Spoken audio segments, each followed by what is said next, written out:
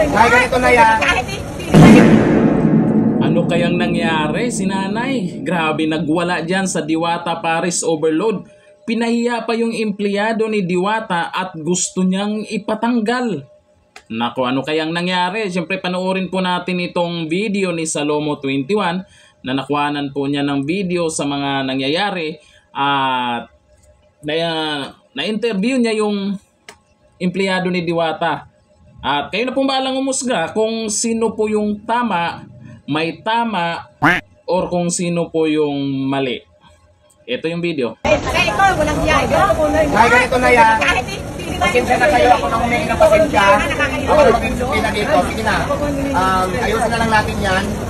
Hindi naman siguro kayo nabandian. Ayusin na lang natin yung process. Ay, ilapit mo eh, kayong sa bawat Huwag ka na ng pasensya. Huwag ka na ng pasensya. Huwag ka naman magtalo. Ako, napapansin nyo naman, nagsisigaw-sigaw na si nanay. Ayun po, nagpapaliwanag naman yung empleyado at relax din naman yung si Diwata. Okay na, sige na na. Pasensya na kayo ha. Pinanggalingan simula. Bali kasi pinaliwanagan ko po siya na wala po kaming mangkok. And then optional po, kung gusto po ninyo ng ilagay ko yung sabaw doon sa kanin, which is optional naman po. Kung gusto lang po ninyo. Ngayon po, naggalit po sa akin, sinigawan niya ako, ano ka, siniswerte. Grabe, galit na galit. Pero, dyan sa nangyari po, kasi hindi na nagkakaintindihan dyan, kasi sabay-sabay nang nagsasalita. May mga comment po dito, mukhang karamihan pumabor sa empleyado ni Diwata. Diyan sa nangyari. Ayon po dito, may nakita tayong comment, sabi, huwag tayong maging one-sided. Hindi sa lahat ng oras, customer is always right. Correct naman. Kitang-kita naman na sobrang kalmado lang ng crew at nabigay niya yung side niya ng mas mahinahon at di nagsalita ng masama sa kapwa. Yun ang importante doon. Kasi pag nagmumura na ba yung customer o kung ano, wag na sabayan. Sa mga nagtatanong, hindi po tinanggal ni Diwata po yan. Ayaw ni Diwata na palalain yung sitwasyon. Si Diwata na nga mismo ang humingi ng sorry dyan kay nanay. At mukhang okay naman na. Siguro, gutom lang si nanay, gutom lang, mainit lang ang ulo. At hindi lang nagkaintindihan. Maliit na bagay lang yan, tingnan nyo. Pag dyan ka magwala o magsisigaw-sigaw, sa Diwata Paris Overload, ang dami talagang marites dyan. At talagang magbabiral ka dyan. Pag dyan ka nagwawala, at bandang uli, pag ikaw yung mali, mapapahiya ka. Di ba? Kasi nakukuha na ng video. Maraming vlogger dyan, bawat galaw mo, nakukuhanan ka ng video. Aba, syempre, yung mga nakapanood, kanya-kanya ng husga yun, ayon sa kanilang napanood. Pero sa video na ito, halos karamihan ay pumanig po doon sa empleyado ni Diwata.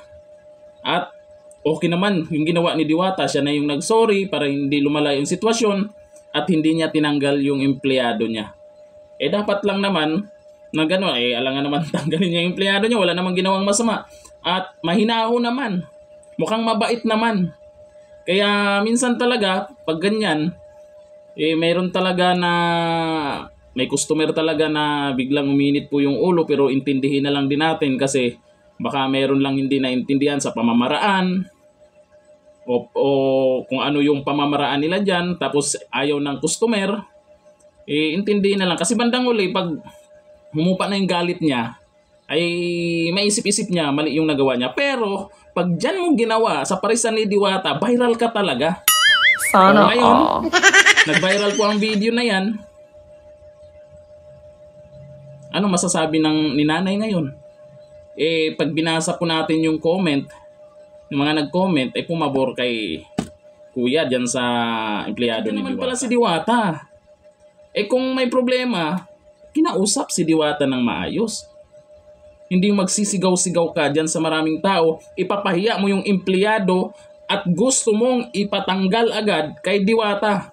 Hindi ganun si Diwata. Yun ang mali niya doon. Gusto agad niya ipatanggal yung empleyado. Diba? May mga nagko-comment ha, ang sabi, mukhang mata pobre. Pero yun ang sabi nila.